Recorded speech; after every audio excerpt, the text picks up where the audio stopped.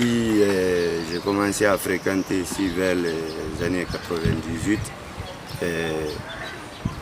près de mes frères qui amenaient des bœufs. Vous savez, des temps passés, tous les bouchers attachaient ces bœufs à la maison. C'est le jour d'abattage, on envoie les bœufs ici pour les abattre. C'est en ce moment que j'ai commencé à fréquenter ici. Mais ça fait comme ça à peu près 3 ans ici à signaler, mais l'État ne nous a pas aidés. Mon papa a tout fait. Avant que mon papa prenne la tête d'ici, il y avait un de ses frères qui était ici, nommé Elhadj Boubacar Diallo, décédé en 2021. Le vieux a tout fait, mais l'État ne nous a pas aidés. Mais comme vous voyez ici, aujourd'hui, des fois on va au marché à Madinaoula, Gomba, Téné, mais quand on envoie les bœufs, on ne peut pas passer ici.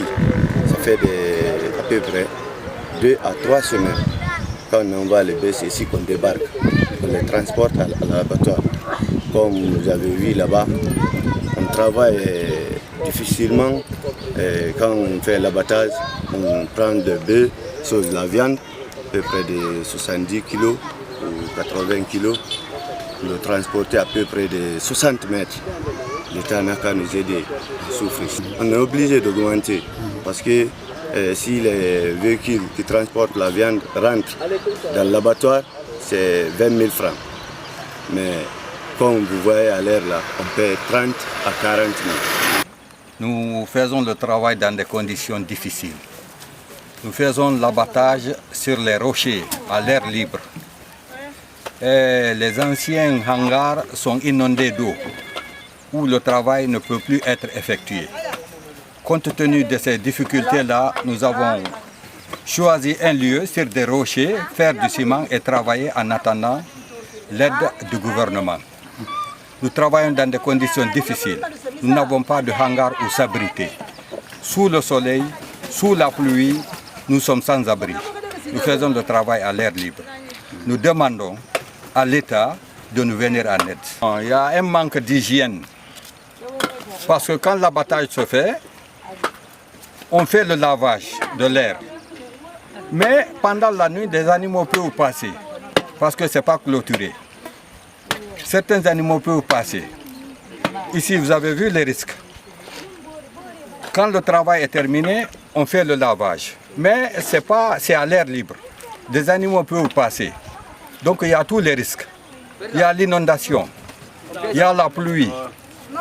Donc il y a beaucoup de risques. Bon, ici, nous assurons la sécurité de l'alimentation.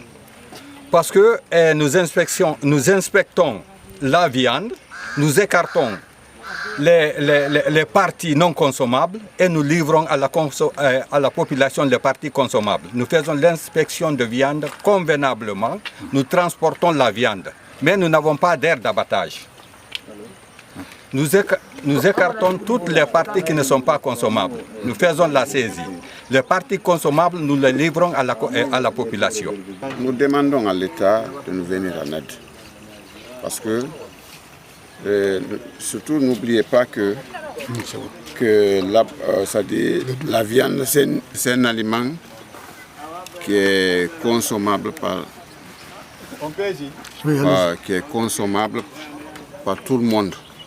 Et surtout, si la santé y est, ce sera une très bonne chose. Vous voyez, là, on ne peut pas vous assurer franchement, parce que, regardez, nous abattons les animaux à l'air libre.